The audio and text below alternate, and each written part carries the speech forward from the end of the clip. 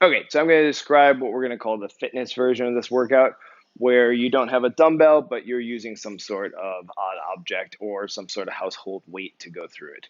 This video is going to be more geared towards the beginner. So I'll say in advance for the workout, it's going to be 10 minutes long. If you haven't done one of these in a long time or you've never done one of these, 10 minutes is a very long time. Right?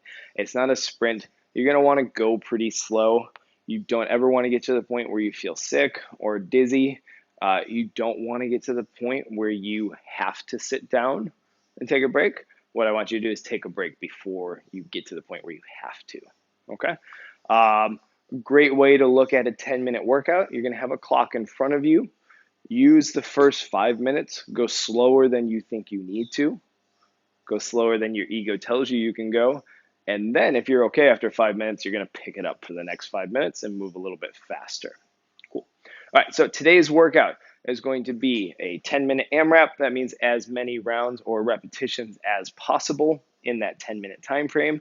You have 3 movements and 4 stations. So the first movement is going to be an air squat. It's just a squat. CrossFit calls it an air squat. What we're looking for in this is the feet to stay flat on the ground, right? The back to stay mostly straight, and you're going to squat down, essentially trying to get the hips below the knees and standing tall. A lot of times I'll get the question, how deep should I go? How deep should I go? You should go as deep as you can go. That's cool. The more range of motion you work, the more you'll strengthen that full range of motion. Okay, so keeping the back straight, the feet flat on the ground, standing tall. A couple things we don't want to see, right, is that like really rounded back, right? Trying to keep the back straight. We don't want to see the heels come off the ground. Puts a little too much loading on the knees, so keep the heels flat down, right? It's almost like sitting down and back, okay? If you don't have that full depth, no worries. Go as deep as you can, keeping those feet flat and the back straight. The last thing we usually talk about in those is the knee tracking, right? For the most part, you're going to be about shoulder width apart with your feet. Your toes are going to be turned out slightly, maybe like 10, 15 degrees, right? And as you come down, we want those knees to track over where your toes are pointing, not coming in, right? This is kind of putting a little too much pressure on the inside parts of your knee. So trying to keep the knees out over your feet as you go. All right, so that is the squat. If you are going to be doing a scaling option, you're going to choose a chair or a couch or something like that. We'll do these a lot in the gym. We call them box squats, but they're going to be a couch squat here. Can you see me?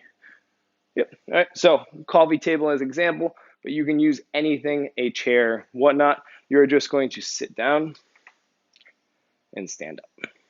Cool. It's very safe. Sit down, stand up. If you fall into the movement, you've simply sat down and you can take your rest there. Okay, the next movement is going to be the dumbbell snatch or the odd object snatch. So this is essentially picking an object from the ground to overhead in one smooth movement. A good way to understand it is you're trying to pull the object overhead. So I have a few samples here. Tomatoes in a can, a heavier water bottle, like a 1-liter water bottle, and a big detergent bottle. You can get as heavy as you comfortably can with this stuff. These are just some examples. So what I'm going to do with my can of tomatoes, I'm going to touch the ground with it, trying to get there if you can, keeping that back straight. Slow motion, I'm going to stand up, let my hips open, let my elbow come towards the ceiling. I'm going to pull that can to the ceiling. All right, a little quicker, it'll be. All right. The difference between pulling and pushing is we don't want to like turn it over and push. We're trying to just pull it all the way up.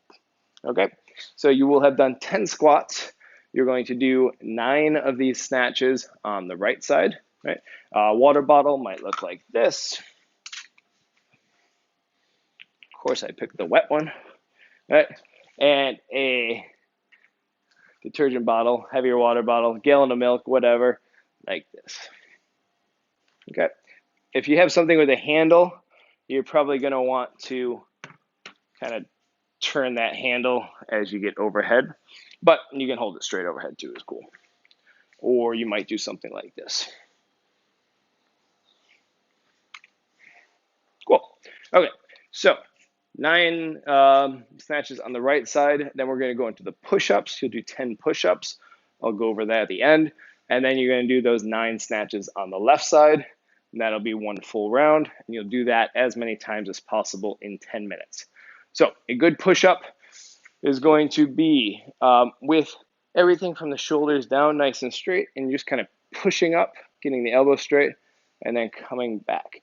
Usually we'll use the chest as the movement standard, so the chest is going to touch the ground, right? Or the coffee table or the countertop, whatever it is. I'm going to show the harder and then move to the easier variations. So a real push-up or a regular push-up is going to be here, coming all the way down, pressing all the way back up. These are actually quite difficult. What you're looking for, getting that chest to the ground, trying to make kind of an arrowhead with the elbows to the top of your body. So arrowhead, not a T. Keeping those elbows a little tighter to the body. Right? If you're doing, you can do a chair or a coffee table or a countertop. They're going to look mostly the same. Make sure you're safe. Make sure, maybe it's pressed against the wall or something so it's not going to slide on you and that your feet won't slide out. Same thing here. Even this variation is going to be pretty hard with the coffee table this low. What many are going to do for this workout, especially if you're not doing CrossFit, is you're going to come to a countertop, and these should be pretty doable. Coming here, chest down, press up. Okay. If you ever can't get out of this or you can't press up, fine, just step, stand. Okay. I know some of you out there might have reduced range of motions. You might have elbows that don't quite straighten out. If that's the case, that's okay. Just do the best you can with these movements. Cool. Have fun.